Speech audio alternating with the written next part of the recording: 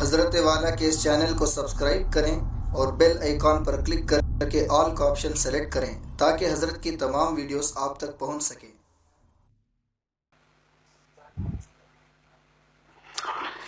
بسم اللہ الرحمن الرحیم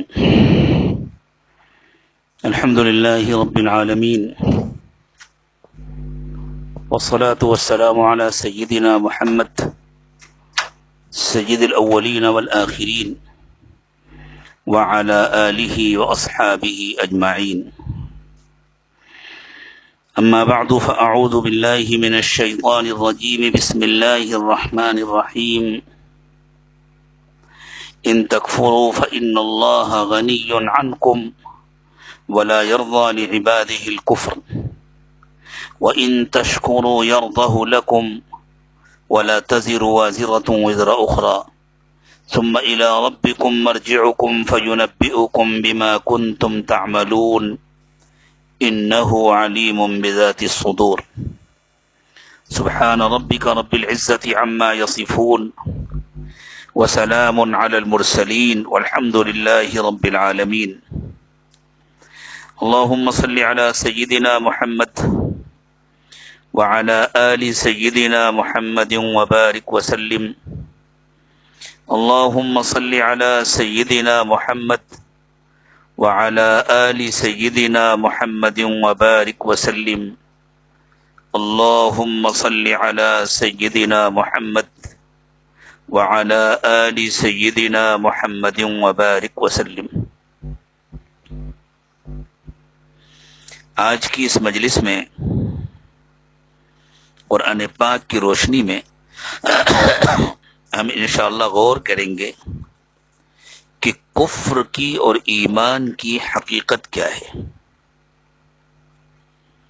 اللہ ہم سب کو حقیقی ایمان نصیب فرمائے اور کفر کے شبہے سے بھی اللہ ہماری حفاظت فرمائے۔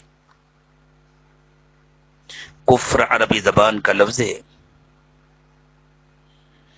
جس کے مختلف معانی ہیں اور ان سارے معانی کا آپس میں ایک دوسرے سے جوڑ ہے۔ کفر کے ایک معنی ہے انکار کرنا، کفر کے ایک معنی ہے چھپانا، اور کفر کے ایک معنی ہے ناشکری کرنا۔ جب کھلم کھلا انسان ان باتوں کا انکار کرتا ہے جن باتوں کو بتلانے اور منوانے کے لیے حضرات انبیاء کرام علیہم الصلاۃ والسلام کی بعثت ہوئی، تو اس کو اصطلاحاً کافر کہا جاتا ہے۔ لیکن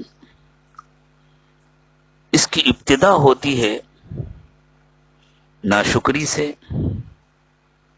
اور چھپانے سے، سچائیوں کو چھپانا، اور پھر آہستہ آہستہ اپنے مفادات کے لیے، دنیا کے فائدے حاصل کرنے کے لیے سچائیوں کا انکار کرنا اور غلط باتوں کو بطور سچائی قبول کرنا یا اس کا اظہار کرنا یا اس کے تقاضوں کو پورا کرنا۔ سورہ زمر مکہ مکرمہ میں نازل ہونے والی صورتوں میں سے ایک ہے، اور اس صورت میں اللہ تعالیٰ نے بہت تفصیل کے ساتھ ایمان اور کفر کی حقیقتوں کو بیان کیا ہے۔ اس وقت جو دنیا کے حالات ہیں اور طرح طرح کے نعرے لگ رہے ہیں، طرح طرح کے ڈر اور اندیشے دلوں میں پیدا ہو رہے ہیں، انسان ڈرا ہوا ہے، سہما ہوا ہے، اور دنیا کے مفادات ہیں جو اسے اپنی طرف کھینچ رہے ہیں، اور وہ ان مفادات کو حاصل کرنے کے لیے اپنی آخرت برباد کر رہا ہے۔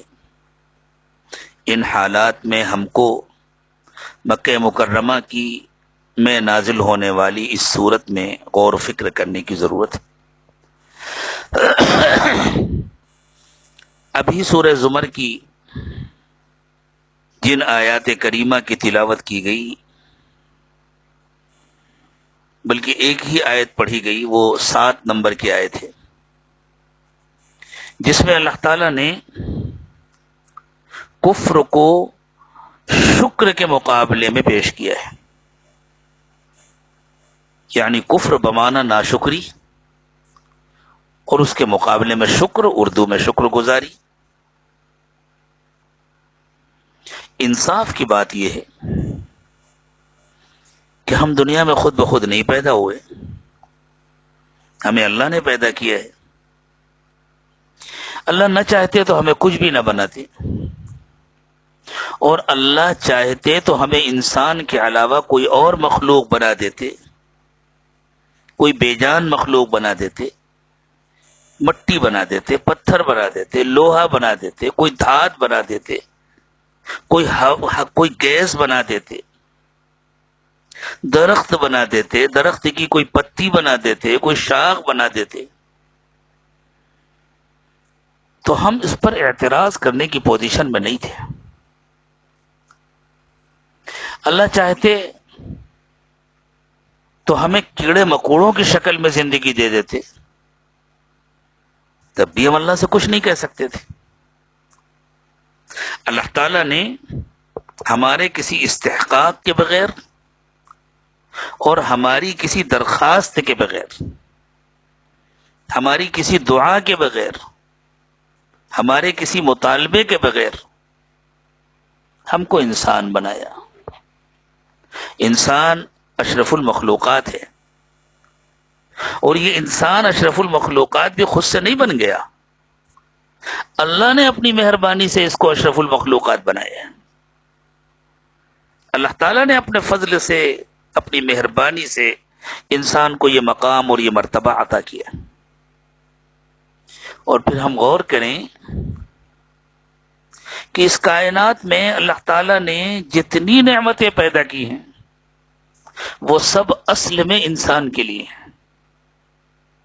خود اللہ تعالیٰ نے ارشاد فرمایا وَسَخَّرَ لَكُمُ الشَّمْسَ وَالْقَمَرَ دَائِبَيْنِ وَسَخَّرَ لَكُمُ اللَّيْلَ وَالنَّهَارَ وَآتَاكُم مِّن كُلِّ مَا سَأَلْتُمُوهُ وَإِن تَعُدُّوا نِعْمَةَ اللَّهِ لَا تُحْصُوهَا۔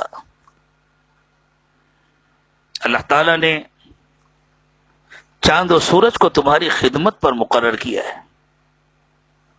دن اور رات کو تمہاری خدمت میں لگایا ہے، تمہاری ہر ضرورت اللہ نے پوری کی ہے، تمہارے ہر تقاضے کو پورا کرنے کا اللہ نے انتظام کیا ہے۔ اب غور کریں، ہمیں بھوک لگتی ہے، اللہ نے ہمارے لیے کتنی اچھی اچھی غذائیں بنائی، غلے، دانے، پھل، طرح طرح کے گوشت۔ ہم بیمار ہوتے ہیں، اللہ نے ہماری ہر بیماری کے لیے دوا پیدا فرمائی ہے۔ کوئی ایسی بیماری نہیں ہے جس کے علاج کے لیے اللہ تعالیٰ نے کوئی نہ کوئی دوا نہ بنائی ہو۔ انسان کا کام ہے کہ وہ اس کو تلاش کرے۔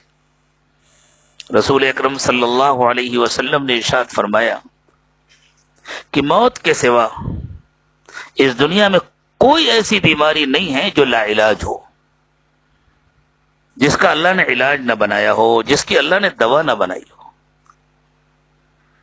یہ ہمارے ساتھ اللہ تعالیٰ کا بے پناہ احسان ہے۔ جانوروں کو اللہ نے ان کا ذاتی لباس عطا فرمایا، بھیڑوں کو، دوسرے جانوروں کو، شیر کو دیکھیں، چیتے کو دیکھیں، ان کے اپنے جسم پر بالوں کا ایک لباس ہوتا ہے۔ پرندوں کو ہم دیکھیں، اللہ تعالیٰ نے ان کو کتنے خوبصورت لباس عطا فرمائے ہیں پروں کی شکل میں۔ انسان کو ایسا کوئی لباس نہیں دیا گیا، انسان کا جسم بے لباس ہوتا ہے، تو پھر اللہ تعالیٰ نے انسان کے لباس کے لیے کتنا انتظام کیا ہے۔ روئی پیدا کی اللہ نے تاکہ انسان کاٹن کا لباس بنا سکے، ریشم بنایا اللہ تعالیٰ نے، ریشم کے کیڑے جو انسانوں کی خدمت کرتے ہیں اور انسانوں کے لیے ریشم بناتے ہیں. شہد کی مکھی کو اللہ تعالیٰ نے انسانوں کی خدمت پر لگا دیا، جو نہایت لذیذ اور نہایت مفید شہد انسانوں کے لیے بناتے ہیں. وہ مکھیاں بناتی ہیں جن میں لذت بھی ہے، طاقت بھی ہے، علاج بھی ہے. اللہ تعالیٰ نے فرمایا یخرج من بطونها شراب مختلف الوانه فيه شفاء للناس، ان کے پیٹ سے رنگ برنگی شراب، رنگ برنگا مشروب نکلتا ہے. شہد کے الگ الگ رنگ بھی ہوتے ہیں، شہد کی الگ الگ لذتیں بھی ہوتی ہیں، شہد کی الگ الگ خصوصیات بھی ہوتی ہیں، لیکن ہر شہد کو اللہ تعالیٰ نے شفا بخش بنایا ہے. سر سے پیر تک ہم اللہ کی نعمتوں میں ڈوبے ہوئے ہیں. اس کا تقاضا یہ تھا کہ ہم ہر وقت اللہ کا شکر ادا کرتے، ہم ہر کام اللہ کی مرضی کے مطابق کرتے، ایک لمحہ بھی ہم اللہ تعالیٰ سے غافل نہ ہوتے، اور جو ہم کو اللہ سے دور کرنا چاہتا ہم اس کی طرف پلٹ کر نہ دیکھتے، نظر اٹھا کر نہ دیکھتے. جو ہم کو اللہ سے غافل کرنا چاہتا ہم اس کو اپنا دشمن سمجھتے ہیں. لیکن انسانوں کی اکثریت کا معاملہ اس کے برخلاف ہے. قرآن پاک میں اللہ تعالیٰ نے ایک پوری سورت نازل فرمائی ہے جس میں اپنی نعمتیں یاد دلائی ہیں اور پلٹ پلٹ کے پوچھا ہے انسانوں اور جناتوں سے فَبِأَيِّ آلَاءِ رَبِّكُمَا تُكَذِّبَانِ فَبِأَيِّ آلَاءِ رَبِّكُمَا تُكَذِّبَانِ، انسانوں اور جناتوں تم اپنے رب کی کن کن نعمتوں کو جھٹلاؤ گے. یاد دلایا ہے اللہ تعالیٰ نے اس آیت کے تکرار کے ذریعے کہ اللہ نے تم کو اس قدر بے حساب نعمتیں عطا فرمائی ہیں. ان نعمتوں کا تقاضا تھا کہ تم اللہ کو یاد کرتے، تم اللہ کا کہنا مانتے، تم اللہ کا شکر ادا کرتے، لیکن تمہیں کیا ہو گیا ہے؟ تم اللہ کی ناشکری کرتے ہو. ہم میں سے ہر شخص اپنا جائزہ لے. الحمدللہ ہم لوگوں کو اللہ تعالیٰ نے ایمان عطا فرمایا ہے، لیکن ہم ذرا اپنا جائزہ تو لیں کہ ہمارا ایمان کتنا مضبوط ہے، کتنا کمزور ہے. ایمان کا تقاضا ہے کہ ہم اللہ کے شکر گزار بنیں. کیا واقعی ہم اللہ کے شکر گزار ہیں؟ وقت کو ضائع کرنا، اللہ کی نافرمانی کرنا، دنیا کی نعمتوں کو حاصل کرنے کے لیے اللہ کا حکم توڑنا، جبکہ دنیا کی یہ نعمتیں اللہ تعالی نے انسانوں کے لیے مقدر فرمائی ہیں اور ان کی تقسیم اللہ نے اپنے ہاتھ میں رکھی ہے. نعمتوں کی تقسیم اللہ نے انسانوں کے حوالے نہیں کی ہے، نعمتوں کی تقسیم اللہ تعالیٰ نے اپنے ہاتھ میں رکھی ہے. جس کے لیے اللہ نے جتنی نعمتیں لکھ دی ہیں وہ چاہے جتنی کوششیں کر لے، چاہے جتنے جتن کر لے، وہ اس سے زیادہ کوئی نعمت نہیں حاصل کر سکتا. اور جو نعمت اللہ تعالیٰ نے کسی کے لیے لکھ دی ہے، ساری دنیا مل کر کے اس نعمت سے اس انسان کو، اس بندے کو، اس بندی کو محروم نہیں کر سکتی. پھر بھی ہم اپنا جائزہ لیں کہ اللہ کی دی ہوئی، اللہ کی بنائی ہوئی ان نعمتوں کو حاصل کرنے کے لیے ہم سے اللہ کی کتنی نافرمانی ہوتی ہے اور کتنا شرک ہوتا ہے. ہم شرک صرف اس کو سمجھتے ہیں کہ کسی پتھر کے سامنے، کسی درخت کے سامنے انسان سجدہ ریز ہو جائے، انسان ہاتھ جوڑ کر کھڑا ہو جائے اور اس کو اپنا خدا کہے. یہ تو شرک کا آخری درجے کا مظہر ہے. یہ تو وہ شرک فی العبادہ ہے جو اگر انسان سے ہوا اور اس نے معافی نہیں مانگی، توبہ نہیں کیا اور اس دنیا سے چلا گیا تو اس کی کبھی مغفرت نہیں ہوگی. لیکن ہم ذرا غور کریں اس شرک کی ابتدا کہاں سے ہوتی ہے، اس شرک کی جڑیں کہاں پیوست ہیں، اس شرک کی بنیاد کہاں ہے. محنت کرتے ہیں، کوشش کرتے ہیں، رو رو کر اللہ سے مانگتے ہیں، اللہ والوں سے دعائیں کراتے ہیں، دعاؤں کی درخواست کرتے ہیں، راتوں میں اٹھتے ہیں، تہجد پڑھتے ہیں، نوافل پڑھتے ہیں، وظائف پڑھتے ہیں، دعائیں کرتے ہیں، اور جب اللہ تعالیٰ اچھا کاروبار دے دیتے ہیں، جب اللہ تعالیٰ امتحان میں پاس کر دیتے ہیں، جب اللہ تعالیٰ کوئی اچھی سی ملازمت عطا فرما دیتے ہیں، جب اللہ تعالیٰ اچھا سا گھر بنوا دیتے ہیں، جب اللہ تعالیٰ اپنے فضل سے اچھی سی سواری عطا فرما دیتے ہیں، جب کامیابیاں مل جاتی ہیں، اس وقت ہمارا کیا حال ہوتا ہے؟ اس وقت ہمارا دل اس کا اعتراف کرتا ہے کہ یہ صرف اللہ نے دیا ہے، یا ہمارے دل میں یہ باتیں آتی ہیں، میں نے یہ محنت کی تھی، میں نے یہ تدبیر اختیار کی تھی، میں نے فلاں کو فون کیا تھا، میں نے فلاں سے سفارش کرائی تھی، میں نے یہ کیا تھا، میں نے یہ کیا تھا. یہ میں جو آتا ہے یہ شرک کی جڑ ہے. اسی لیے اللہ تعالیٰ نے خود ارشاد فرمایا وَمَا يُؤْمِنُ أَكْثَرُهُمْ بِاللَّهِ إِلَّا وَهُمْ مُشْرِكُونَ. اکثر اللہ کو ماننے والے مشرک ہوتے ہیں، یعنی یہ چھپا ہوا شرک. یا پھر اللہ کے نبی صلی اللہ علیہ وسلم نے ارشاد فرمایا کہ انسان کو ہر کام صرف اللہ کی رضا کے لیے کرنا چاہیے، ہر نیکی صرف اللہ کو راضی کرنے کے لیے کرنا چاہیے.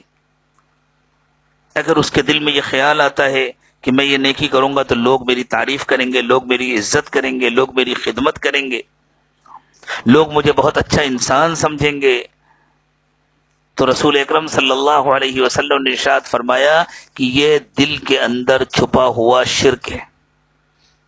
ریاکاری کو اللہ کے نبی صلی اللہ علیہ وسلم نے شرک خفی فرمایا. حضرات صحابہ کرام اس شرک خفی سے بہت ڈرتے تھے، اور یہ شرک خفی جب دل میں پیدا ہو جاتا ہے تو انسان ایمان کی لذت سے محروم ہو جاتا ہے، ایمان کی حقیقت اس کے دل سے نکل جاتی ہے. وہ بظاہر مسلمان ہوتا ہے، اپنے کو مسلمان کہتا ہے، لیکن وہ منافق ہو جاتا ہے. اللہ تعالیٰ نفاق سے ہم سب کی حفاظت فرمائے. یہی کفر کی بنیاد ہے، یہی کفر کی جڑ ہے. اللہ کا انکار. میرے کاروبار سے یہ ہوا، میری دکان سے یہ ہوا، میری محنت سے یہ ہوا، میرے تعلقات سے یہ ہوا، میرے اس آئیڈیا سے یہ ہوا، وہ فلاں میرا کہنا مان لیتا تو اس کا نقصان نہ ہوتا، اور فلاں کو دیکھو اس نے میرا کہنا مان لیا تو اس کا اتنا نفع ہو گیا، اس نے میرے مشورے پر عمل کیا. یہ جو میں چلتا ہے یہ اللہ کے ساتھ اپنے آپ کو شریک کرنے کا ایک درجہ ہے. اللہ ہم سب کی حفاظت فرمائے. تربیت اس کا نام ہے، تزکیہ اس کا نام ہے کہ ان ساری بیماریوں کی جڑ کٹ جائے، یہ ساری بیماریاں ہمارے دل کے اندر سے نکل جائیں، اور ہمارے دل کی گہرائیوں میں کامل ایمان اتر جائے، یہ یقین اتر جائے کہ صرف اللہ کرتے ہیں. اچھا کریں تو اللہ کرتے ہیں، برا کریں تو اللہ کرتے ہیں، خیر کا فیصلہ ہو تو اللہ کرتے ہیں، شر کا فیصلہ ہو تو اللہ کرتے ہیں. جب تک مجھے کوئی نعمت نہیں ملی مجھے اللہ سے مانگنا ہے، جب بڑی سے بڑی نعمت مل جائے مجھے اللہ کا شکر ادا کرنا ہے. مجھے یہ نہیں سمجھنا میری فلاں تدبیر سے، میری فلاں حکمت سے، میری فلاں محنت سے، میرے اس طریقے سے یہ کام ہوا یا فلاں سے ہوا. نہیں، اگر ظاہر میں اللہ نے کسی کو سبب بنایا ہے تو ہمیں بظاہر اس کا بھی شکریہ ادا کرنا چاہیے، لیکن یہ سمجھنا چاہیے کہ اس کو بھی اللہ نے سبب بنایا، اس کے دل میں بھی اللہ نے ڈالا. مجھے اگر کوئی ترکیب سمجھ میں آ گئی جس سے میرا کام بنا تو وہ ترکیب بھی مجھے اللہ نے سکھائی ہے، اس لیے میں اللہ کا شکر ادا کروں. یہ ہر وقت اللہ کی یاد، یہ جو ہر وقت ذکر کا اہتمام سکھایا جاتا ہے، وقوف قلبی کا اہتمام سکھایا جاتا ہے، ہر وقت ذکر کی تاکید کی جاتی ہے، وہ اسی لیے تاکہ دل ہر وقت اللہ کی طرف متوجہ رہے، اور ہمارے دل کا یہ یقین رہے سب کچھ اللہ کے کرنے سے ہوتا ہے. جو اللہ چاہتے ہیں وہ ہوتا ہے، جو اللہ نہیں چاہتے وہ نہیں ہوتا. ما شاء اللہ کان وما لم یشاء لم یکن. جو اللہ چاہتے ہیں وہ ہوتا ہے، جو نہیں چاہتے وہ نہیں ہوتا. ولا حول ولا قوت الا باللہ. ہمیں دنیا میں اگر کسی کے پاس کوئی طاقت نظر آتی ہے تو وہ بھی اللہ کی دی ہوئی ہے، کسی کی اپنی طاقت نہیں ہے. جو کوئی بھی کچھ کرتا ہے وہ اللہ کی دی ہوئی طاقت سے کرتا ہے. تو اللہ تعالیٰ اپنے بندوں سے فرما رہے ہیں ان تکفروا فإن اللہ غنی عنکم، لوگوں اگر تم ناشکری کرو گے تو اللہ کو تمہاری کوئی ضرورت نہیں ہے، اللہ تعالیٰ محتاج نہیں ہے۔ اب دیکھیں ایک باپ اپنے بیٹے کو پڑھاتا ہے، لکھاتا ہے، اس کی تربیت کرتا ہے، اسے محبت کرتا ہے، اس پر اپنا سب کچھ قربان کرتا ہے، اس پر پیسے خرچ کرتا ہے اور خوش ہو کر کہتا ہے کہ میں نے کس کے لیے کمایا ہے، میں نے کس کے لیے جمع کیا ہے، میں نے تو اپنے بچوں کے لیے کمایا ہے۔ لیکن اسے ایک امید ہوتی ہے جب میں بوڑھا ہو جاؤں گا تو یہ میرے کام کو سنبھالے گا، جب میری کمر جھک جائے گی تو یہ بچہ جوان ہو کر میری لاٹھی بنے گا، میرا سہارا بنے گا۔ تو باپ اپنے بچے کا محتاج ہے، جس طرح بچہ اپنے باپ کا محتاج ہے، باپ بھی تو اپنے بچے کا محتاج ہے نا، کہ یہ میرا کام سنبھالے گا، یہ میری مدد کرے گا۔ اللہ تو کسی کے محتاج نہیں ہے،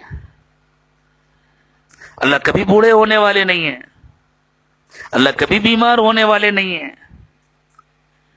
اللہ کو اس کی کوئی ضرورت نہیں ہے کہ میں اپنے بندوں کو کھلا پلا رہا ہوں تاکہ جب میں بوڑھا ہو جاؤں گا تو یہ بندے مجھے کما کر کھلائیں گے۔ میں اپنے بچوں کا میں اپنے بندوں کا اس لیے انتظام کر رہا ہوں کہ جب کبھی میں بیمار ہو جاؤں گا تو میرے یہ بندے میری خدمت کریں گے، میرا علاج کرائیں گے، مجھے کسی اچھے سے اسپتال میں داخل کریں گے۔ ایسا تو کچھ نہیں ہے۔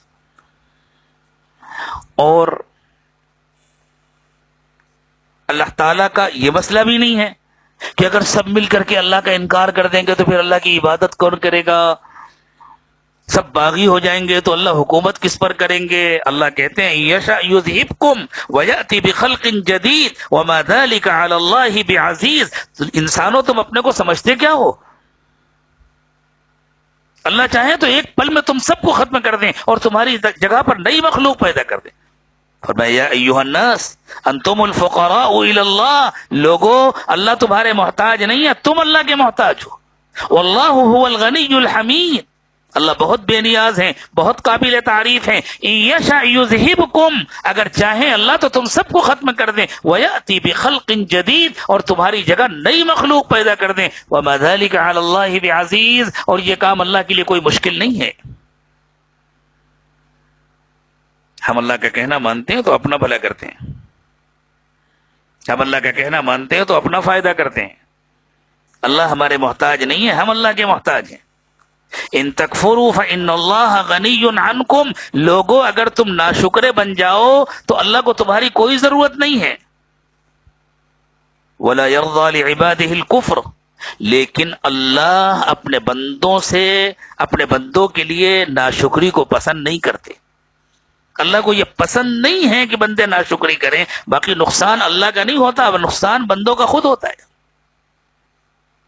دنیا میں جو ناشکری کرتا ہے اس کی روزی کی برکت ختم ہو جاتی ہے۔ ناشکری کے مختلف مظاہر ہوتے ہیں، کبھی زبان سے ناشکری ہوتی ہے، کبھی عمل سے ناشکری ہوتی ہے، بڑائی آ گئی، عجب آ گیا، کبر آ گیا، فضول خرچی کی عادت پڑ گئی، یہ سمجھ کر میرا پیسہ ہے، میں جو چاہوں کروں، جہاں چاہوں خرچ کروں، یہ سب ناشکری میں شامل ہے۔ تو دنیا میں جب کوئی ناشکری کرتا ہے تو وہ اپنا نقصان کرتا ہے، اس کی روزی کی برکت ختم ہو جاتی ہے۔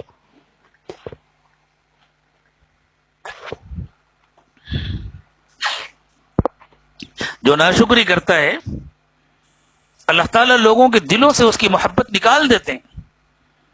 جو شکر گزار ہوتا ہے اللہ دلوں میں اس کی محبت ڈالتے ہیں۔ تو ناشکری کرنے والا اپنا نقصان کرتا ہے، اللہ کو چونکہ اپنے بندوں سے بڑی محبت ہے،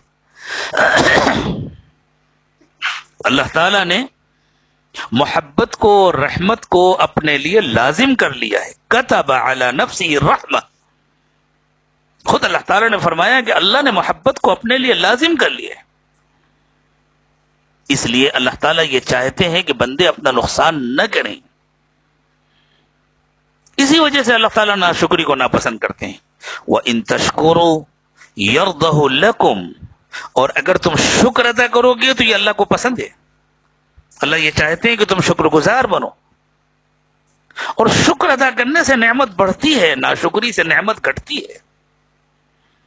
خود اللہ نے یہ قانون بتلایا، لَإِن شَكَرْتُمْ لَأَزِيدَنَّكُمْ، اگر تم شکر ادا کرو گے میں نعمتوں میں اضافہ کروں گا. وہ نعمتیں ظاہری ہوں یا باطنی ہوں، مادی ہوں یا معنوی ہوں. اللہ تعالیٰ نے تمہیں علم عطا فرمایا، تم علم پر شکر ادا کرو گے اللہ تمہیں اور علم دیں گے. عمل کی توفیق عطا فرمائی، شکر ادا کرو گے اللہ مزید توفیق دیں گے. دولت دی، اگر تم نے شکر ادا کیا، اس کو اللہ کے ضرورت مند بندوں پر خرچ کیا، اس کے ذریعے سے اللہ کی نافرمانی نہیں کی، اللہ کا کہنا مانا، اللہ تمہاری دولت میں اضافہ کریں گے. لئن شکرتم لازیدنکم، تم جتنا شکر ادا کرو گے میں اتنا اور بڑھا کر دوں گا. وَلَئِن كَفَرْتُمْ إِنَّ عَذَابِي لَشَدِيدٌ، اور اگر تم ناشکری کرو گے تو پھر میری پکڑ، میرا عذاب بہت سخت ہے.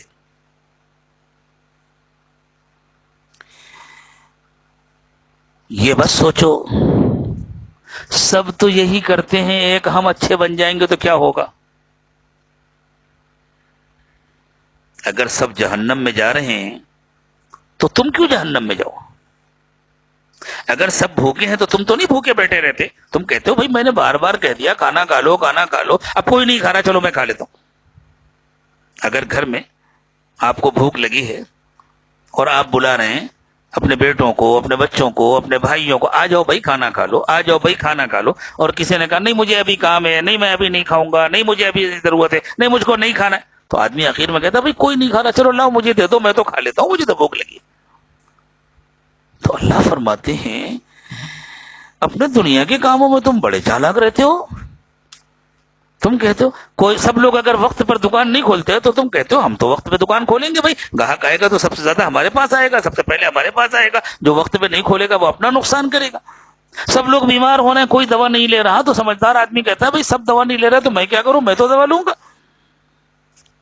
تو اللہ فرماتے ہیں تم اس کی فکر نہ کرو کہ سب لوگ مان رہے ہیں یا نہیں مان رہے، تم تو مانو. اگر تم مان لو گے تو بروں کے درمیان ایک انسان اچھا ہو جائے گا نا، ایک اور مان لے گا تو دو انسان اچھے ہو جائیں گے، اور اس کا فائدہ دیکھ کر کے تیسرا مان لے گا تو تین انسان اچھے ہو جائیں گے. اس کی امید ہے کہ دھیرے دھیرے کر کے بروں کی تعداد گھٹتی جائے اور اچھوں کی تعداد بڑھتی جائے. لیکن اگر انتظار میں بیٹھے رہو گے جب سب مانیں گے تب میں مانوں گا، ہر ایک اسی انتظار میں بیٹھا رہے گا، کوئی بھی نہیں مانے گا.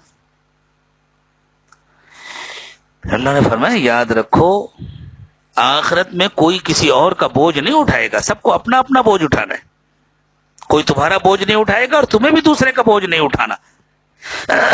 اس لیے اگر لوگ ناشکری کرتے ہیں تم ناشکری مت کرو، اگر نافرمانی کرتے ہیں تم نافرمانی مت کرو. وَلَا تَزِرُ وَازِرَةٌ وِزْرَ أُخْرَى، وہاں کوئی کسی کا بوجھ نہیں اٹھائے گا. ثُمَّ إِلَىٰ رَبِّكُمْ مَرْجِعُكُمْ فَيُنَبِّئُكُمْ بِمَا كُنتُمْ تَعْمَلُونَ، پھر تم کو اپنے رب کے پاس واپس جانا ہے، وہ تمہیں بتلائے گا کہ تم دنیا میں کیا کرتے تھے. پوری زندگی اللہ تعالیٰ دکھائیں گے. اپنی زندگی کو خود دیکھو، اپنے نام اعمال کو خود دیکھو، تمہیں خود نظر آ جائے گا کہ تم دنیا میں کیا کیا کرتے تھے.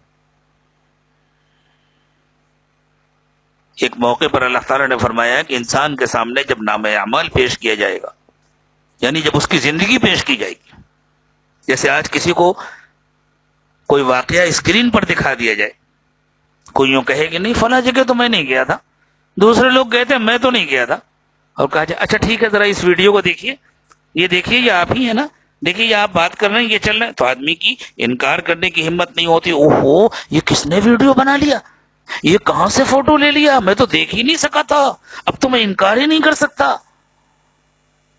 پوری زندگی کا ویڈیو انسان کے سامنے آئے گا جس کا نام ہے نام اعمال. ووضع الکتاب، پورا نام اعمال سامنے پیش کیا جائے گا. فَتَرَى الْمُجْرِمِينَ مُشْفِقِينَ مِمَّا فِيهِ، تو اللہ نے فرمایا جنہوں نے اللہ کی نافرمانی کی ہوگی، جنہوں نے جرم بھری زندگی گزاری ہوگی، گناہوں بھری زندگی گزاری ہوگی، وہ اس کو دیکھ کر کانپنے لگیں گے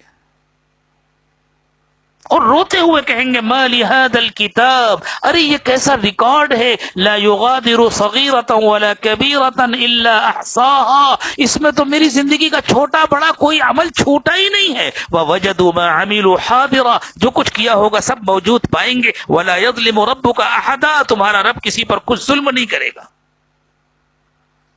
اور ہمارے کیمرے تو صرف ہمارے چلنے پھرنے کے فوٹو لیتے ہیں، اٹھنے بیٹھنے کے فوٹو لیتے ہیں، ہمارے ریکارڈر تو صرف ہماری آوازوں کو ریکارڈ کرتے ہیں، ہمارے دلوں کے اندر کیا نیتیں چھپی ہوئی ہیں، ہمارے دل و دماغ میں کیا ارادے چھپے ہوئے ہیں اور پنپ رہے ہیں، ہمارا دماغ کیا منصوبے بنا رہا ہے، دنیا کا کوئی کیمرہ نہ اس کا فوٹو لے پاتا ہے، نہ کوئی ریکارڈر اس کو محفوظ کر پاتا ہے، لیکن اللہ فرماتے ہیں تمہارے دل کو بھی ہم نے بنایا ہے، تمہارے دماغ کو بھی ہم نے بنایا ہے، تمہارے دل و دماغ کے اندر کیا چھپا ہوا ہے تم ساری دنیا سے اس کو چھپا سکتے ہو، ہم سے نہیں چھپا سکتے۔ انہ علیم بذات الصدور، تمہارے سینوں کے اندر جو کچھ چھپا ہے اللہ اس کو جانتے ہیں۔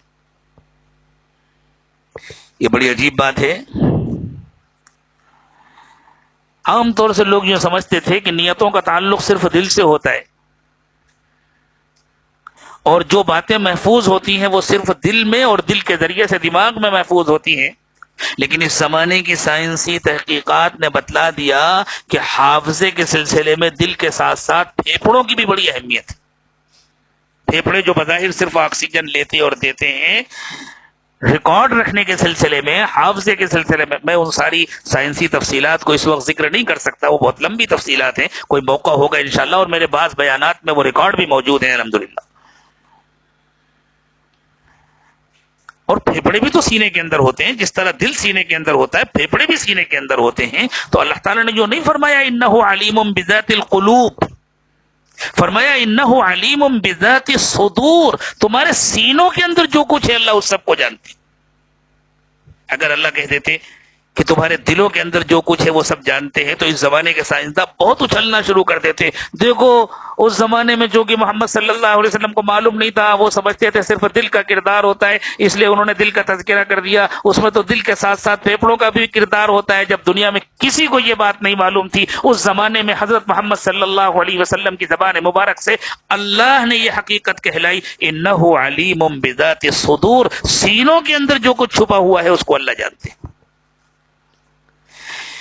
پھر اللہ تعالیٰ نے انسانوں کا مزاج بتلایا، کیسا ناشکری کا مزاج ہے، کتنی جلدی انسان کفر کے راستے پر چل پڑتا ہے۔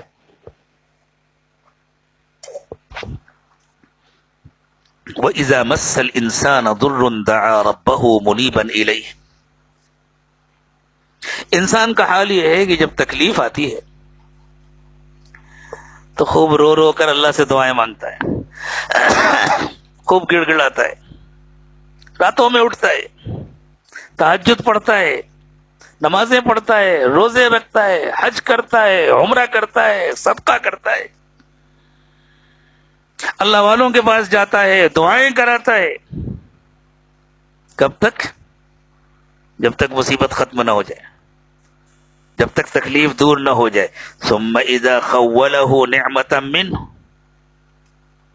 پھر جب اللہ اسے اپنی کوئی نعمت عطا فرما دیتے ہیں، گاڑی دے دی، مکان دے دیا، مقدمے میں کامیاب کر دیا، امتحان میں پاس کرا دیا، اس کی مرضی کی ملازمت دلا دی، کوئی نعمت اللہ تعالیٰ دے دیتے ہیں، نسی ما کان یدعو الیہ من قبل، تو بھول جاتا ہے کہ میں اللہ کو کتنا پکارا کرتا تھا۔ وجعل للہ اندادا، اور اللہ کے ساتھ دوسروں کو شریک بنا لیتا ہے۔ یہاں شریک سے مراد صرف بت نہیں ہے، وہ تو آخری درجہ ہے شرک کا، لیکن یہاں شرک کی حقیقت کو بیان کیا جا رہا ہے، شرک کی بنیاد کو بیان کیا جا رہا ہے۔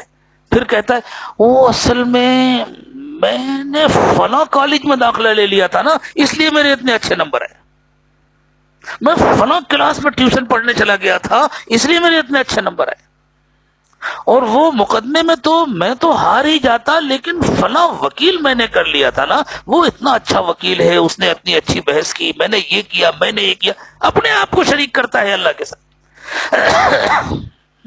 میں نے فلاں سودا کر لیا، میں نے یہ کام کر لیا، یا فلاں نے میرا کام کر لیا۔ یہاں سے ابتدا ہوتی ہے، اور اگر خدا نخواستہ کوئی غیر اللہ کی طرف منسوب کر دیتا ہے، اس کو خدا بنا لیتا ہے، تب تو پھر جنت میں جانے کا کوئی سوال ہی نہیں ہے۔ لیکن ہمارے لیے سبق یہ ہے کہ ہم سے کس طرح شرک کی ابتدا ہوتی ہے، اور ہم سے کیسی مشرکانہ باتیں ہماری زبان سے نکل جاتی ہیں۔ اللہ ہم سب کی حفاظت فرمائے۔ وَجَعَلَ لِلَّهِ أَندَادًا لِيُضِلَّ عَن سَبِيلِهِ، تو پھر اللہ کے ساتھ دوسروں کو شریک کر لیتا ہے تاکہ وہ دوسروں کو بھی اللہ کے راستے سے گمراہ کرے، دوسروں کو بھی بھٹکا دیتا ہے۔ قل تمتع بکفرک قلیلا انک من اصحاب النار، ایسے شرک کرنے والے سے آپ کہہ دیجئے کہ ٹھیک ہے کچھ دن ناشکری کر لو اور دنیا میں مزے کر لو، انجام تمہارا اچھا نہیں ہے، تمہیں جہنم میں جانا ہے۔ اللہ ہم سب کی حفاظت فرمائے، اللہ جہنم کے دھوئیں سے بھی ہماری حفاظت فرمائے، جہنم کی گرمی سے بھی ہماری حفاظت فرمائے۔ پھر اللہ تعالیٰ نے فرمایا دیکھو دنیا میں دو قسم کے لوگ ہیں، ایک اللہ کے فرما بردار، ایک نافرمان، ایک شکر گزار اور ایک ناشکرے، ایک اللہ کی مرضی کی زندگی گزارنے والے، ایک اپنی مرضی کی زندگی گزارنے والے، دونوں برابر تو نہیں ہو سکتے۔ امن هو قانت آناء اللیل ساجدا وقائما، ارے وہ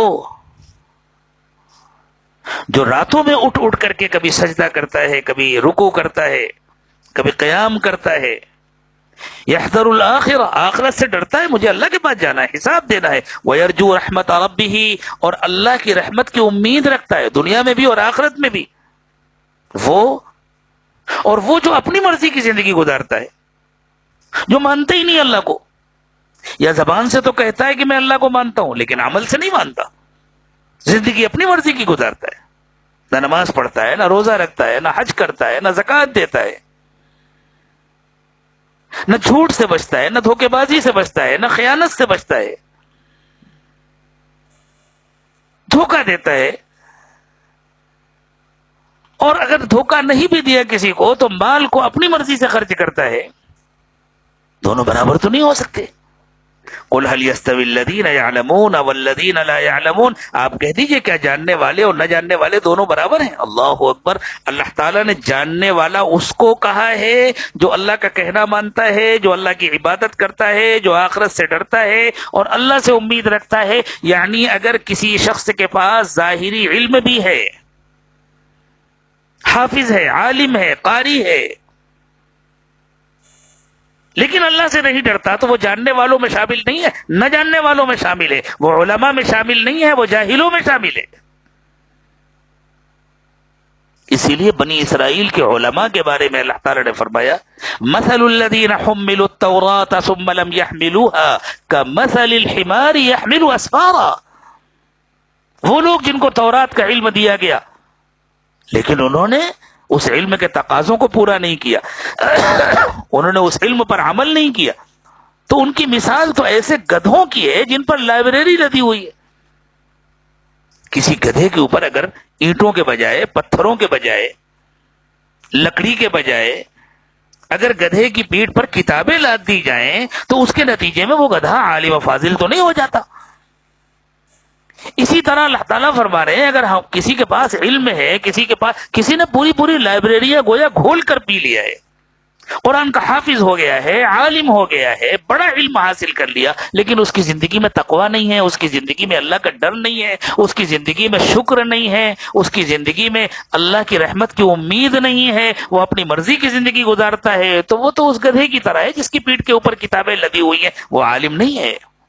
قل هل يستوي الذين يعلمون والذين لا يعلمون، آپ کہہ دیجئے کہ کیا علم والے اور جو علم سے محروم ہیں دونوں برابر ہیں؟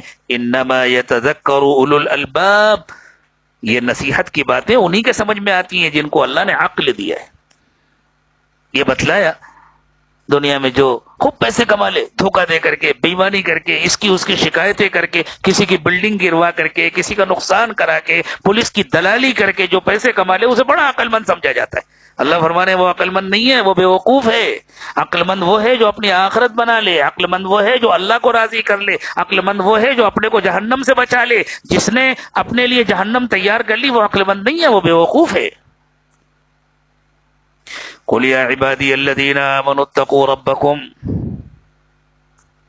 اب ایمان کی حقیقت بتلائی جا رہی ہے، یہ کفر کی حقیقت تفصیل کے ساتھ بتلائی گئی، اب ایمان کی حقیقت بتلائی جا رہی ہے۔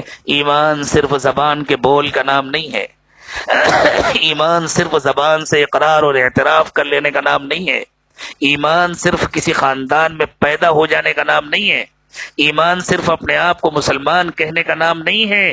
اگر ایمان ہوگا تو دل میں اللہ کا ڈر ہوگا، اگر ایمان ہوگا تو تقوی ہوگا، اس لیے ایمان کی حقیقت تقوی ہے۔ اللہ تعالیٰ فرما رہے ہیں جس کے اندر تقوی نہیں ہے وہ اگرچہ اپنے آپ کو زبان سے مومن کہہ رہا ہے لیکن اس کے اندر کفر ہے، کفر کی جڑیں اس کے دل کے اندر پیوست ہے۔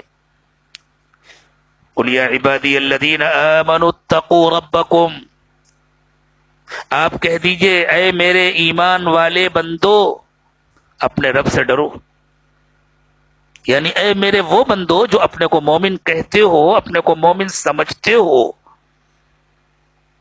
جو یہ کہتے ہو کہ ہمارے دل میں ایمان ہے، تو اگر واقعی تمہارے دل میں ایمان ہے تو پھر تمہاری زندگی میں تقوی ہونا چاہیے، تمہاری تنہائیاں گناہوں سے محفوظ ہونی چاہیے۔ ہم اپنا جائزہ لیں، ہماری تنہائیاں کتنی محفوظ ہیں، ہماری زبانیں کتنی محفوظ ہیں غیبت سے، ہمارے دل و دماغ کتنے محفوظ ہیں بدگمانیوں سے، کسی کو نقصان پہنچانے کے منصوبوں سے، ہمارے معاملات کتنے محفوظ ہیں خیانت سے، ہمارے اندر امانت کتنی ہے، دیانت کتنی ہے۔ یہی تقوی ہے۔ تو اللہ فرماتے ہیں اے نبی صلی اللہ علیہ وسلم آپ فرما دیجئے اے میرے ایمان والے بندو اتقوا ربکم، اگر واقعی تم ایمان والے ہو تو اپنے رب سے ڈرو۔ للذین احسنوا فی هذه الدنیا حسنہ، دو باتیں ایمان کے ذریعے دو حقیقتیں پیدا ہوتی ہیں، ایک باہر ایک اندر۔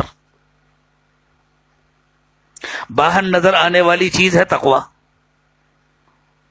پھر اس کی زندگی میں احتیاط ہر ایک کو نظر آتی ہے، وہ پھونک پھونک کے قدم رکھتا ہے، وہ کسی کی غیبت نہیں کرتا، وہ جھوٹ نہیں بولتا، وہ چغلی نہیں کرتا، وہ بےایمانی نہیں کرتا، وہ خیانت نہیں کرتا، وہ حرام نہیں کماتا، وہ حرام نہیں کھاتا، یہ چیزیں نظر آنے والی ہیں۔ اور ایک اس کے دل کی کیفیت ہوتی ہے، اس کے دل کا حال یہ ہوتا ہے کہ گویا وہ اللہ کو اپنی نگاہوں سے دیکھ رہا ہے۔ رسول اکرم صلی اللہ علیہ وسلم نے ایک مرتبہ احسان کا تذکرہ فرمایا، حضور سے سوال کیا گیا، مختلف سوالات کیے گئے، ایک سوال تھا مل احسان یا رسول اللہ، اے اللہ کے نبی صلی اللہ علیہ وسلم احسان کیا ہے؟ آپ نے فرمایا الاحسان ان تعبد ربک کأنک تراہ فإن لم تکن تراہ فإنہ یراک، احسان یہ ہے کہ تم اپنے رب کی عبادت اس طرح کرو گویا کہ تم اسے دیکھ رہے ہو، اس لیے کہ تم اگرچہ اسے نہیں دیکھ رہے لیکن وہ تو تمہیں دیکھ رہا ہے۔ اللہ اکبر، اللہ مجھے دیکھ رہے ہیں، اس کا اتنا یقین ہو جائے کہ گویا میں اللہ کو دیکھ رہا ہوں۔ ایک بزرگ کے پاس ان کے کچھ مریدین تھے، بعض پرانے تھے، کافی دنوں سے رہ رہے تھے ان کی خانقاہ میں۔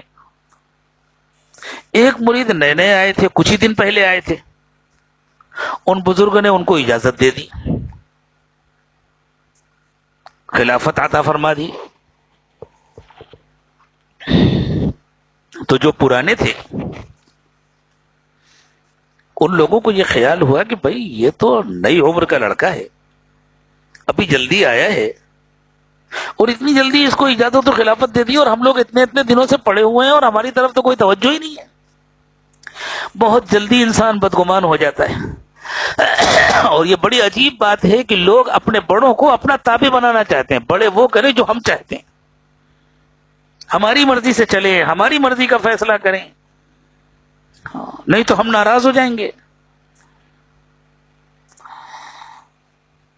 ان بزرگوں کو اندازہ ہو گیا،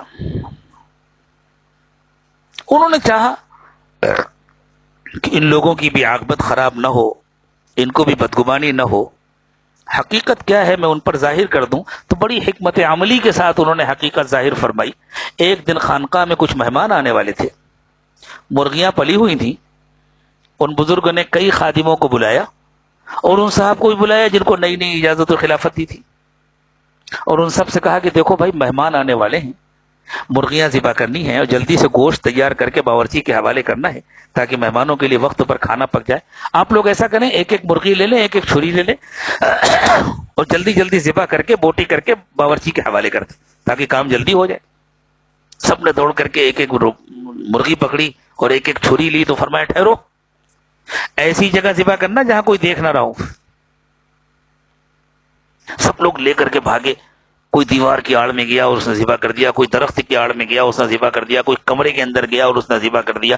اور یہ نوجوان جن کو ابھی کچھ دن پہلے حضرت نے اجازت اور خلافت دی تھی, یہ تھوڑی دیر کے بعد آئے تو زندہ مرغی ہاتھ میں ہے اور چھری لیے ہوئے اور رو رہے ہیں. باقی سب ہنسنے لگے, دیکھو بے وقوف کو ابھی حضرت کیسا ڈانٹیں گے, اتنی دیر ہو گئی, مہمان آنے والے, اب تک مرغی نہیں ذبح کی. تو یہ سوچ کر کے دیکھو ابھی ان پر ڈانٹ پڑے گی. ہاں ابھی بڑے خوش ہو رہے تھے نا, فلاں دن خلافت ملی تھی, بڑے خوش ہو رہے تھے, تو آج تو سب کے سامنے ڈانٹ پڑے گی, اس لیے وہ لوگ بھی پیچھے پیچھے آ گئے کہ دیکھیں کیا ہوتا ہے. حضرت نے ذرا ناگواری کے لہجے میں کہا, کیا ہوا, تم نے اب تک مرغی نہیں ذبح کی؟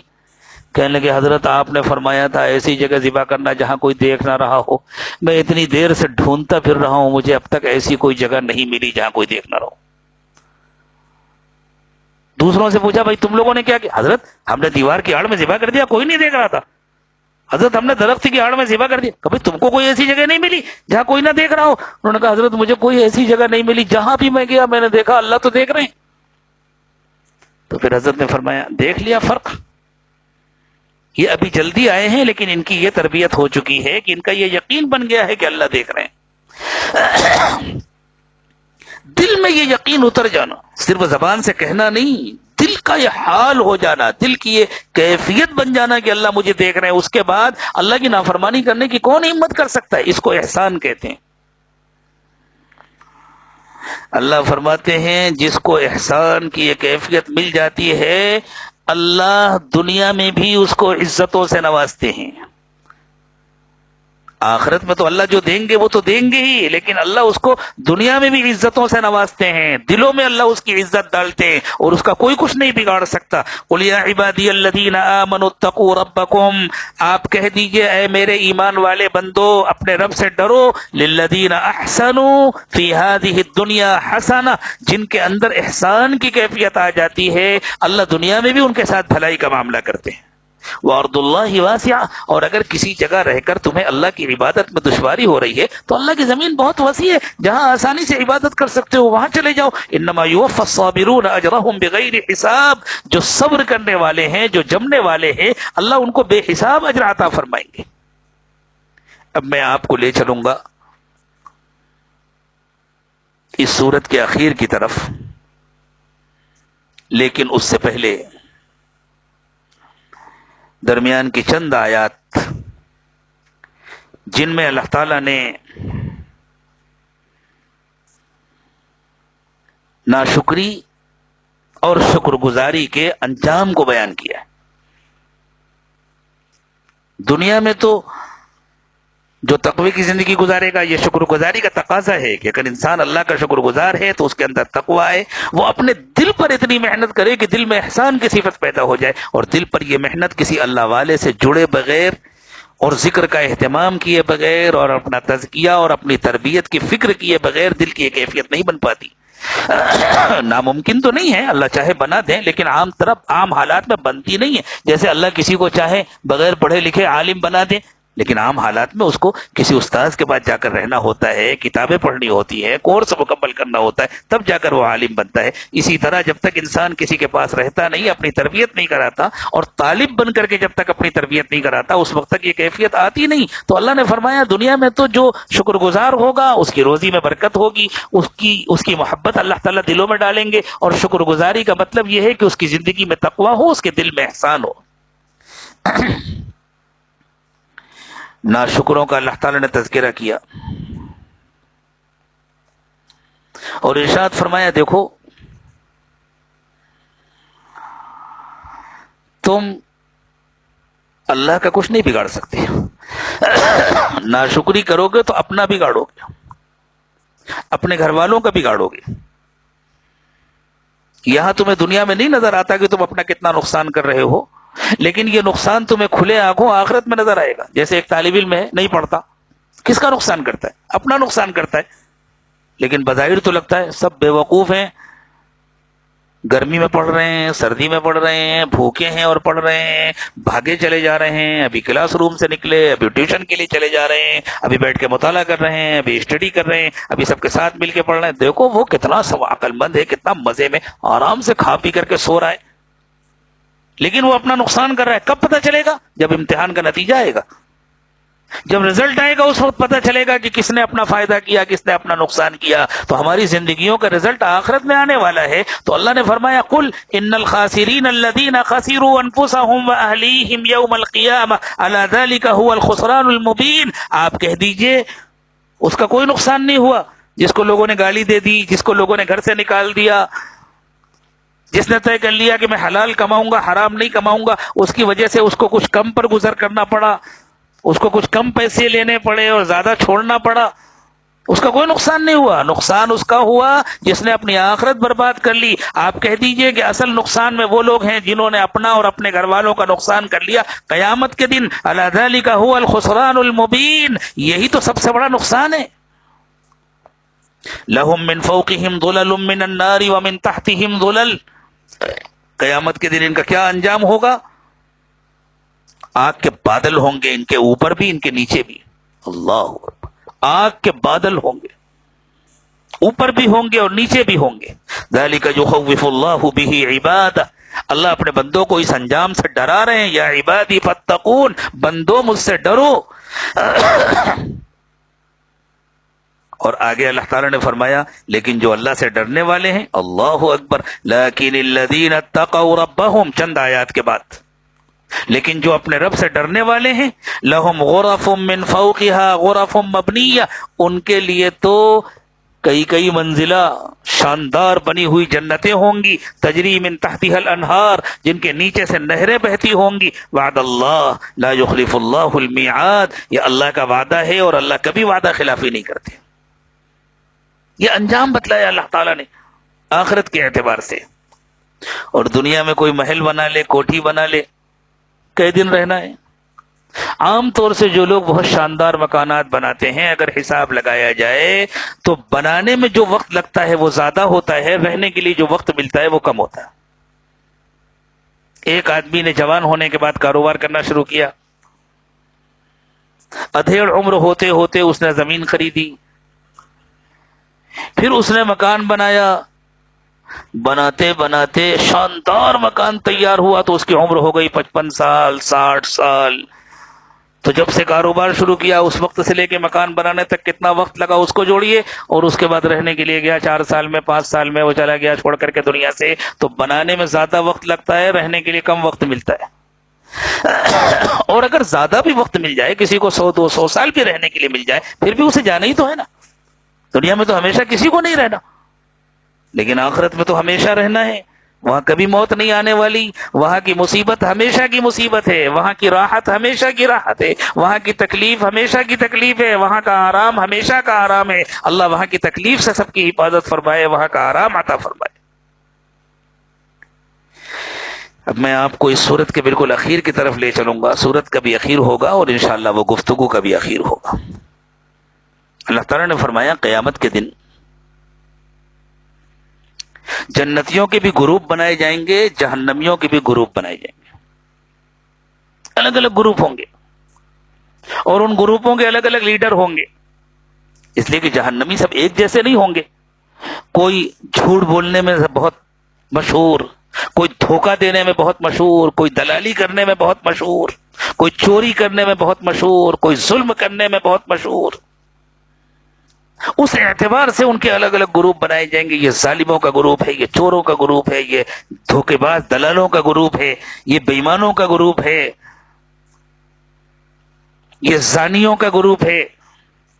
جتنے گناہ ہیں ان کے اعتبار سے الگ الگ گروپ بنائے جائیں گے، اور پھر فرشتے ان کو لے کر کے چلیں گے۔ وَسِيقَ الَّذِينَ كَفَرُوا إِلَى جَهَنَّمَ زُمَرًا، الگ الگ گروپوں کی شکل میں ناشکروں کو، نافرمانوں کو جہنم کی طرف ہکایا جائے گا۔ حتی اذا جاؤوها فتحت ابوابها، جب وہ جہنم کے قریب پہنچیں گے تو جہنم کے دروازے کھولے جائیں گے۔ وقال لهم خزنتها الم يأتكم رسل منكم يتلون عليكم آيات ربكم وينذرونكم لقاء يومكم هذا، تو جہنم کے فرشتے کہیں گے کیا ہوا، کیا تمہیں کوئی ڈرانے نہیں آیا تھا، کیا تمہیں کوئی بتلانے نہیں آیا تھا، کیا تمہیں اللہ کی بات سنانے والا کوئی نہیں آیا تھا، اس دن سے کوئی ڈرانے نہیں آیا تھا؟ تو وہ سر جھکا کر کے شرمندگی سے کہیں گے بلا ولیکن حقت کلمۃ العذاب علی الکافرین، ہاں آئے تو تھے لیکن کیا کریں، ہمارا مقدر یہی تھا، کافروں کے لیے عذاب طے ہو چکا تھا، اس لیے ہم نے ان کی بات سنی نہیں اور ہم یہاں پہنچ گئے۔ قیل ادخلوا ابواب جہنم خالدین فیہا، کہا جائے گا چلو ٹھیک ہے اندر چلے جاؤ، اب تمہیں ہمیشہ وہیں رہنا ہے، کبھی نکلنا نہیں ہے۔ فبئس مثوى المتکبرین، یہ متکبروں کا بدترین ٹھکانہ ہے۔ اللہ اکبر، کیسی جڑ پکڑ کر اللہ نے بتلائی ہے کہ کفر کی بنیاد تکبر ہے۔ جب انسان اپنے کو کچھ سمجھتا ہے، میں کیوں کسی کی بات مانوں، میں کسی سے کم تھوڑی ہوں، مجھے کیا سمجھتے ہیں، میں ایسا، میری دولت، میرا پیسہ، تبھی وہ نافرمانی کرتا ہے۔ تکبر کا یہ عالم ہوتا ہے، وہ اللہ کے سامنے جھکنے کو تیار نہیں، اللہ کے رسول کے سامنے جھکنے کو تیار نہیں، اللہ والوں کے سامنے جھکنے کو تیار نہیں۔ وسیق الذین اتقوا ربهم الى الجنة زمرا، اور جو متقی لوگ ہیں ان کے بھی الگ الگ گروپ بنیں گے، سب اللہ سے ڈرنے والے ہیں، سب تقوی کی زندگی گزارنے والے ہیں، لیکن ان کی زندگیوں میں الگ الگ نیکیاں نمایاں ہیں۔ کسی کی زندگی میں دعوت و تبلیغ نمایاں ہے، کسی کی زندگی میں تذکیر نمایاں ہے، کسی کی زندگی میں ذکر نمایاں ہے، کسی کی زندگی میں تلاوت نمایاں ہے، اس نے پوری زندگی پڑھانے میں گزار دی، اس نے پوری زندگی لوگوں کو سکھانے میں گزار دی، کوئی سخاوت کرتا تھا، خوب حلال کماتا تھا اور خوب لوگوں پر خرچ کرتا تھا، باقی نیکیاں سب کرتے تھے، اللہ کا کہنا سب مانتے تھے، لیکن کسی کے اندر کوئی چیز زیادہ نمایاں ہے، کسی کے اندر کوئی عمل زیادہ نمایاں ہے، تو اس کے اعتبار سے الگ الگ گروپ بنائے جائیں گے۔ یہ حاجیوں کا گروپ، یہ عمرہ کرنے والوں کا گروپ، یہ اللہ کے راستے میں چلنے پھرنے والوں کا گروپ، یہ پڑھنے پڑھانے والوں کا گروپ، یہ ذکر کرنے والوں کا گروپ، یہ اللہ کے راستے میں دشمنوں کا مقابلہ کرنے والوں کا گروپ ہے، یہ لوگوں کو اللہ کی طرف بلانے والوں کا گروپ ہے۔ وسیق الذین اتقوا ربهم الى الجنة زمرا، متقیوں کو بھی الگ الگ گروپوں میں فرشتے لے کر جنت کی طرف چلیں گے۔ حتی اذا جاؤوها وفتحت ابوابها، جب یہ جنت کے دروازوں کے پاس پہنچیں گے اور دروازے پہلے سے کھلے ہوں گے اور فرشتے ان کے استقبال میں کھڑے ہوں گے، وقال لهم خزانتها سلام علیکم طبتم فادخلوها خالدین، تو فرشتے ان کو دیکھتے ہی سلام کریں گے اور کہیں گے مبارک ہو، تشریف لائیے، ہمیشہ کے لیے جنت میں آ جائیے، آپ کو ہمیشہ جنت میں رہنا۔ ان کے اندر چونکہ تکبر نہیں ہوگا نا، تو یہ وہاں جا کر کے جو نہیں کہ ہاں ہم نے اتنے حج کیے تھے اس لیے ہم جنت میں آ گئے، ہم نے اتنی محنت کی تھی، ہم نے اتنے چلے لگائے تھے، ہم نے اتنے 4 مہینے لگائے تھے، اور ہم نے اتنا پڑھایا تھا، اور ہم نے اتنا ذکر کیا تھا، اور ہم نے اتنی تلاوت کی تھی، اور ہم نے اتنا کام کیا تھا۔ نہیں، یہ تو تکبر کی باتیں ہیں۔ وہ تو کہیں گے یہ تو ہمارے اللہ کا احسان ہے، ہم تو کسی قابل نہیں تھے، ہمارے ٹوٹے پوٹے اعمال کی کیا حیثیت تھی، یہ تو اللہ کا احسان ہے کہ اللہ تعالیٰ نے اپنے فضل سے ہمیں جنت عطا فرما دی۔ یہ شکر گزاروں کا طریقہ ہوتا ہے۔ وقالوا الحمد للہ الذی صدقنا وعدہ، وہ کہیں گے اس اللہ کا شکر ہے، اس اللہ کا کرم ہے جس نے اپنا وعدہ پورا کر دیا۔ وأورثنا الأرض نتبوأ من الجنة حيث نشاء، اور ہمیں یہ جنت کی زمین عطا فرما دی اور ہم سے کہہ دیا گیا اب جنت میں ہم جہاں چاہے رہیں۔ فنعم اجر العاملین، اچھے کام کرنے والوں کا بدلہ بھی بہت اچھا ہوتا ہے۔ تو اللہ تعالیٰ نے کفر اور ایمان کی حقیقت بھی بتلائی اور کفر اور ایمان کا نتیجہ بھی بتلایا، دنیا میں بھی اور آخرت میں بھی۔ ہم لوگوں کی اس وقت بہت بڑی کمزوری یہ ہے کہ ہمیں اللہ تعالیٰ نے اپنے فضل سے ایمان عطا فرمایا ہے، ایمان والے گھروں میں پیدا فرمایا ہے، ایمان والا ماحول عطا فرمایا ہے، لیکن ہم اپنے اندر سے مکمل کفر کو کھرچ کر نکالنے کے لیے تیار نہیں ہوتے۔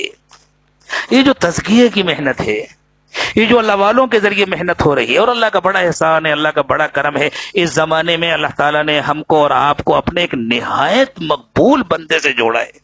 حضرت پیر ذوالفقار صاحب دامت برکاتہم کا نام کس کو نہیں معلوم؟ یہ انہی کے سلسلے سے جڑے ہوئے لوگوں کا یہ بیانات کا سلسلہ جو شروع ہو رہا ہے، جس کی آج ابتدا ہے، اور انشاءاللہ 10 دن تک مختلف حضرات کے ذریعے سے آپ بیانات سنتے رہیں گے۔ تو اللہ تعالیٰ نے اپنے ایک نہایت مقبول بندے سے ہم کو جوڑا ہے، اور بھی اللہ تعالیٰ کے نیک اور مقبول بندوں سے جو جڑے ہوئے ہیں، اس کا تقاضا یہ ہے کہ ہم اپنا جائزہ لے کر اپنے اندر سے کفر کو کھرچ کر نکالیں، اپنے آپ کو اپنے بڑوں کے حوالے کریں، تبھی ہماری تربیت ہوگی۔ جب تک کوئی اپنے کو حوالے نہیں کرتا، اسلام نام ہے اپنے کو حوالے کرنے کا۔ بلا من اسلم وجہہ للہ وہو محسن، اللہ نے فرمایا جو مکمل اخلاص کے ساتھ اپنے آپ کو حوالے کر دیتا ہے اللہ کے، اور اللہ کے حوالے کیسے کریں گے؟ اللہ کے حوالے کرنے کے لیے اللہ کے رسول کے حوالے کرنا، اور اللہ کے رسول بھی ہمارے درمیان موجود نہیں ہے، تو اپنے کو اللہ کے رسول کے حوالے کیسے کریں گے؟ کسی اللہ والے کے حوالے کرنا۔ جب ہم اپنے کو کسی اللہ والے کے حوالے کرتے ہیں تو حقیقت میں ہم اپنے کو اس انسان کے حوالے نہیں کرتے، ہم اس کے ذریعے سے اپنے آپ کو اللہ کے رسول کے حوالے کرتے ہیں، اللہ کے حوالے کرتے ہیں، تب اللہ تعالی ہماری تربیت فرماتے ہیں۔ تو یہ ساری محنت جو ہو رہی ہے وہ اس لیے ہو رہی ہے تاکہ ایک تربیت یافتہ جماعت دنیا میں بنے، اور اللہ کی رحمت سے امید ہے کہ ایسی تربیت یافتہ جماعت کے ذریعے اللہ تعالی دنیا میں ہدایت کے فیصلے فرمائیں گے۔ نظام عالم بدلنے والا ہے، دنیا کے حالات بدلنے والے ہیں، دنیا میں انشاءاللہ ہدایت کے بڑے فیصلے ہونے والے۔ اللہ تعالیٰ مجھے اور آپ کو اور بزرگوں سے جڑے ہوئے تمام ایمان والوں کو اللہ تعالیٰ اس کے لیے قبول فرما لیں، اور اللہ ہمارے ذریعے سے دنیا کی گمراہی اور دنیا کی تاریکی کو دور فرما دیں اور دنیا میں ہدایت کے فیصلے فرما دیں۔ اللہ تعالیٰ ہم سب کو ایمان کی حقیقت نصیب فرمائیں، اور کفر کے شبہ سے بھی اللہ ہماری حفاظت فرمائے، کفر کے دھبے سے بھی اللہ ہماری حفاظت فرمائے۔ اللہ ہماری تربیت فرمائے، ہمارا تزکیہ فرمائے، ہمارے بڑوں کا سایہ ہمارے سروں پر دیر تک قائم رکھیں، اور ہمیں ان سے پورا فائدہ اٹھانے کی توفیق عطا فرمائے۔ وآخر دعوانا ان الحمد للہ رب العالمین۔